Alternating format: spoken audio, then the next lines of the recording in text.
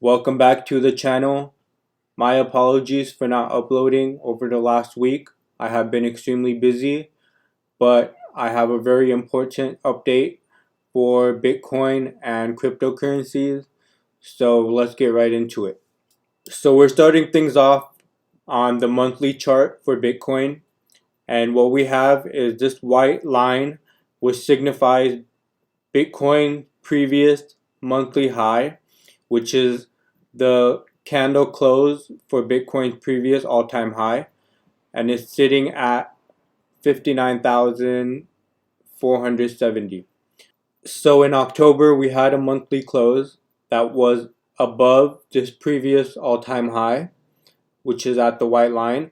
But in November, we closed below this white line, which signifies that we do not have support above this white line. So that's a very bearish sign because we wanted to see a bounce at this monthly resistance slash support line so that we can continue moving up and continue making a parabolic move to the upside.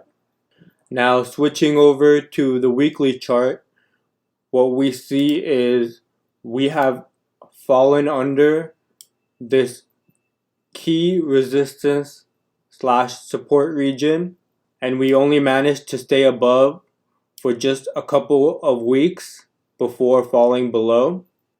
So now we have this support region at this white line that's been giving us support since July of this year. And if we get a weekly close below this white line, then that would be a very bearish sign for a continued drop.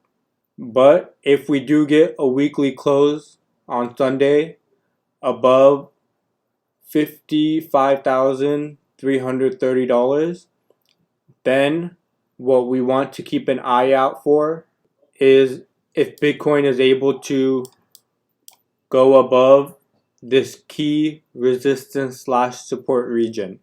So over here we see that we have been getting resistance since November 18th. We failed to go above 60,000. So this is a very bearish sign. But if we are going to get a bounce, then this would be the key area to look for a bounce, would be this white support region that has been giving us support since July.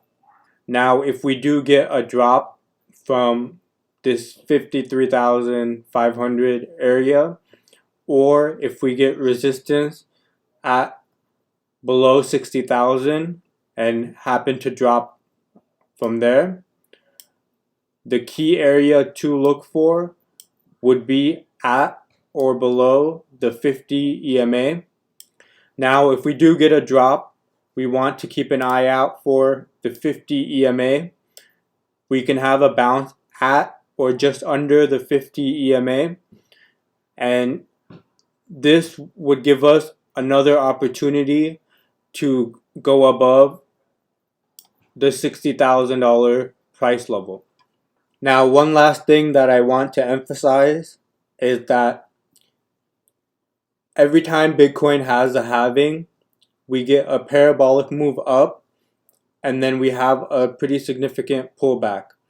So these three blue lines represent the halving date, and here we see a parabolic move up, another parabolic move up for the second halving, and for this current run, we've had a third parabolic move up, and what we have is one significant touch, one significant peak at each of these areas,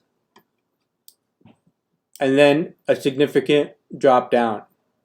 Now looking over here, things are playing out a little different, where we already had a peak over here back in April of this year, and we are currently forming what looks like a second peak. Now, we have not actually touched the top of this resistance area yet, and this would be somewhere in the 70,000 range depending on when we touch it. So it is possible that we have a move up to touch this $70,000 price region before we do get a significant drop down.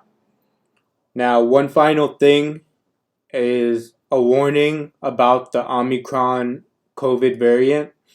And if we take a look over here in this area, we had a black swan event when COVID resulted in a global lockdown and everybody panicked, and the prices of stocks and crypto just completely dropped over a 3-week period.